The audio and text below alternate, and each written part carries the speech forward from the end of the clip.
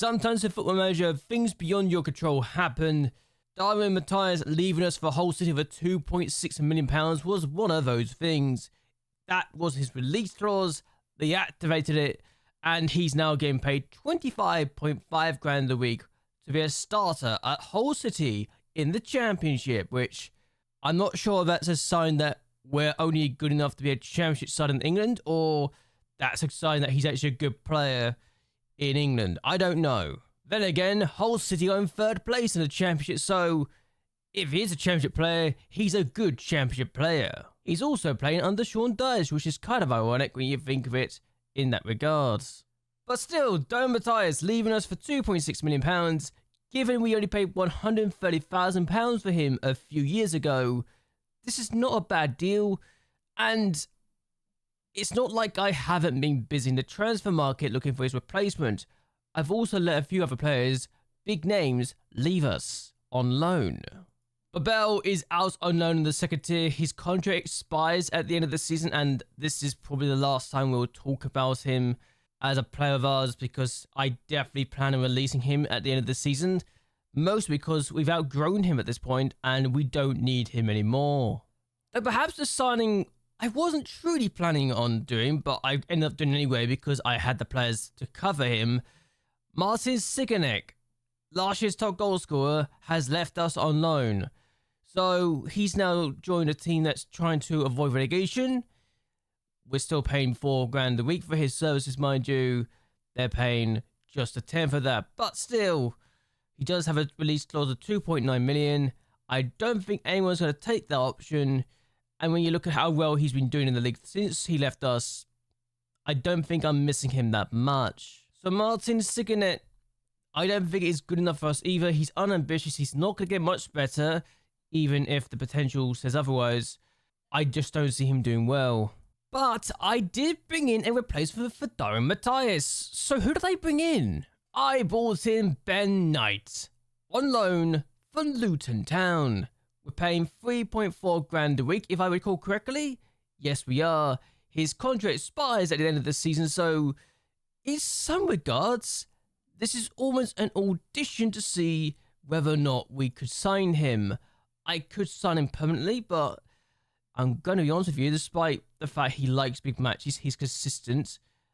He's only a good player for our division, and I don't think he's going to be amazing for us.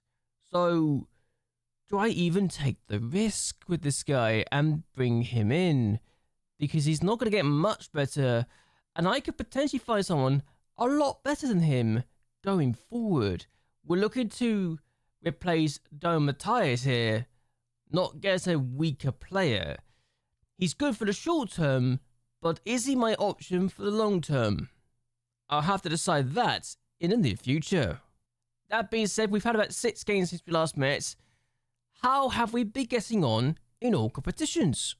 And we've just had a youth intake, which is why we're back on the 9th of March. So how good is intake as well? The first game we had was a 3-0 victory against Vasas. We were looking good. And Morris plays it across, and Kane Wilson starts this game. He starts as a winger. He scores the opening goal. It was lucky we got the goal. But then, 88 minutes in, we decided to really kill the game off. Salazar, coming on from the bench for his first of the game, gets a debut goal. And then we make it 3 before full time. Tamas Mazaros gets the goal to kill off the game and to ensure we beat Vasas by 3-0. It was a good display, a good performance, and one that I think we needed after some hiccups and some problems. We then took on Uipes and we beat them 4-1. A lot of goals were scored between the 34th and the end of the first half. So Bagala gets the opening goal, and 37 minutes in, Uipes actually equalised. So this was annoying that we didn't deal with this, and we should do better here with Gribic getting the goal. But then 39 minutes in, we make it 2-1. We're back in front. Boxe with this delight. Okay, with the delightful ball to find him. And then we make it 3. No, goes for goal from here and scores perhaps the best goal of the game? Question marks? But we make it 4 before the end. Morris finds Hamberlick. He finds Morris again. He plays across to find Bugler, and Bugler gets his second of the game. We're looking good in this game. They even missed a penalty. I actually remember this penalty being saved. So, we're going to watch it now, and we are going to say this was a good save from our goalkeeper. I'm just happy with Budapest because I know in the past we've had some issues with them. So it's good to get one over them. We then took a DSU, and it took us 62 minutes to get the opening goal, but we did get it eventually after Coxes was given too much time and space on the edge of the 6-yard box.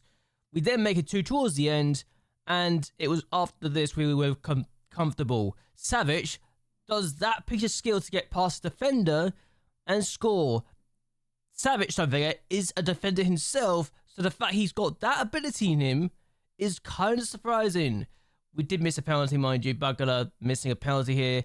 I was disappointed, I will be honest. I thought he could do better here. So, the fact it was a good save, and that's a really good save, isn't too bad. But yes, a 2-0 victory, and this is before Signet signed for them, so they needed all the help they can get, really. Then we took a Vets team and beat them 5-3, but not before going 1-0 down inside the first 6 minutes. You're going to notice here, I rotated for this game, thinking that my backup players could do the job. So when we're 2-0 down inside 26 minutes, I get very upset. This is also Ben Knight's debut game, so not a good start for him. Hamblick does find Cortejurana. He gets a goal back, so we're starting to get back into this. We then equalise in the 51st minute. Knight finds Wilson. Wilson plays it across and finds Konya, so that's a good goal. Then we get for a penalty. Matty Hart, our former player, scores against us. But then we equalise in the 60th minute of the game. Kane Wilson's corner isn't dealt with properly. Bugler finds Morris. He finds the back of the net. 3-3. And in the 71st minute, we are now in front for the first time. Hamblick gets his first goal in a while. And it's deflected, yes, but we're taking it either way. And then 94 minutes in, we'll kill the game off. Hamblick gets his second of the game. So, a good result, though not a good performance. Can I say it's a good result? I don't honestly think this is a good result because we should have won this game and we should never have conceded 3 goals. But we did, and it happened. We're through to the next round, so I guess we survived. I can't believe I'm saying that as if I should be honest and say we just survived against a team that we should be beating every single day of the week. But okay, a bit frustrated with here. That was a bad result, and that was a bad performance. We then took a Segad and beat them 2-0. The opening goal was a delightful goal. Bagada with the goal. We then make it 2 from this corner. Coxes on the ball, plays across. Cortejurana gets tackled, looks like he's fouled. Bokuswa pounces on the loose ball and scores to make it 2 to ensure we pick up 3 more points. A very good day in the office for us. And to round things up, we've finished our time before we mess up, beating Budapest Academica 4-0. Bugler gets the opening goal of the game inside 30 seconds.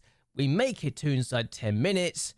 Morris finds Buxley. He finds Hamblick. Hamblick scores his goal in off the post. A delightful finish. And then we score from a corner. Ben Knight takes it. It's not dealt with properly, but Ben Knight finds Hamblick to get his first assist because Hamblick scores that delightful goal. A really good hit. And then we make it 4. 67 minutes in, Buxley plays across to find the Dragon, and the Dragon scores. And it's good to see that both strikers are on the score sheet today. I was hoping for this and potentially more. Budapest Academia are no longer in the relegation zone. They are still in a relegation fight, but it's starting to get comfier for them. We are 12 points clear at the top of the table though, so we're looking nice and pretty. A good season so far, and our goalkeeper's got 10 clean sheets in the league, so clearly we've got a good team now, and we're looking set to win our 3rd league title in a row. And we're looking set to win our 3rd league title in a row. Competitions, we got Fanfaust in the cup, and yes, we got knocked out of the league phase of the Champions League. I will look at this now. It wasn't ideal, but we did better than expected, I suppose, to get 7 points. We're only 2 points away from getting through, but look at Man City in 22nd place. It could have been nice if we just got some more points. Red Bull Salzburg being the outlier there. They beat us. If we had beaten them, we're going through. And that's as simple as that as far as I'm concerned. But what can you do? I should point this out. Hungary are 22nd place in this year's coefficient place race, and that's not great if we're trying to get places back.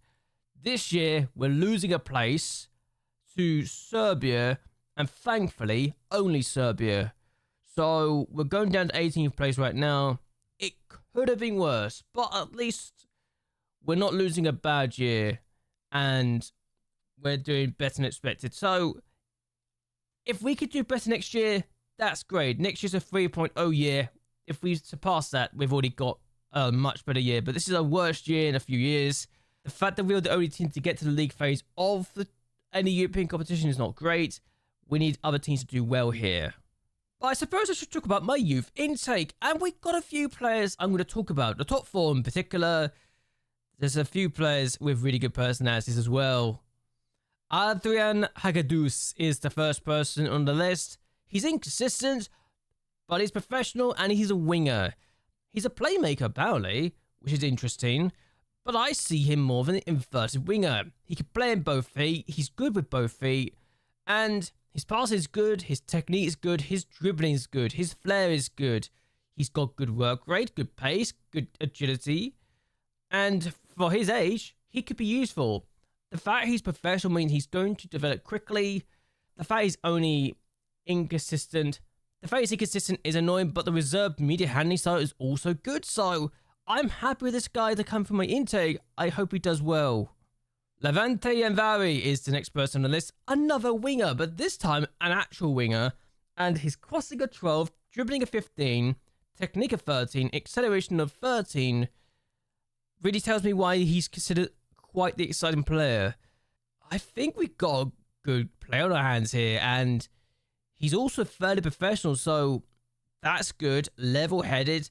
It's a shame about the fact he's inconsistent. It's the only downside for the two players that we've seen so far. They're both inconsistent, but they're both professional or fairly professional, so we're making progress, I think, with the youth intakes in that regards. Shunga Bosiski is the next person on the list. A fullback, a left back, in fact.